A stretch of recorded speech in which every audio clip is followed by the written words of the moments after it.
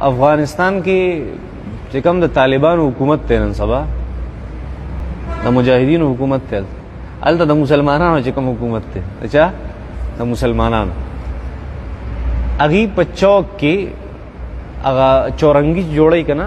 نو موږ پکې بوتان لګو څه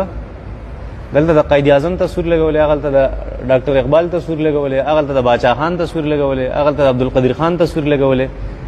هغلته چېرته نور بوتان لګولي دي، ځای په ځای موږ لګو که نه. وګوره په دې چوکونو کې هغې په چوک کې بیت المقدس والا نقشه جوړه کړې، مسجد اقصی والا څه جوړ کړي نقشه،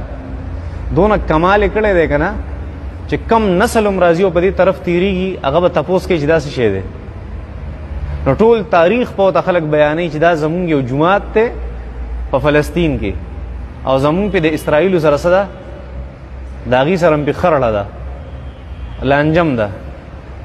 مونږ وایو زمونږ دا ړومبی قبله ده، دا د مسلمانانو میراث دی، دا د مسلمانانو ده، او اسرائیل څه وایي چې دا د چا ده دا زمونږ ده، وایي دا مونږ ته پرېږدي. زمونږ په دې مې تغټ بحث کړی ما، او دونه عظیم خلک دي که نه چې په چوک کې همدې څیز جوړوي چې هغه به د ډېرې مودې پورې 400 پورې وران کړی نه وي که نه، خلکو ته به د خپل تاریخ پته لګي. زمونږ نسل ته هېڅ پته نه لګي چې بیت المقدس څه شی دی،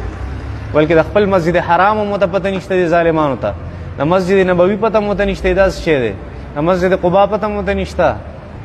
هغې په خپل مرکز باندې جګړې کوي چې صرف هغې وایي دا زمونږ دی نه ده هغې، هغې صرف وایي دا زمونږ قبله وه او زمونږ ځای دی، دا مونږ ته پرېږدی بس. دغه یهود وایي دا داسې عظیم خلک دي، داسې عظیم خلک، داسې سوچ والا خلک نشته په دې ملک کې، چې کوم شته هغه څوک پرېږدي نه دغه ځای ته نه یې پرېږدي.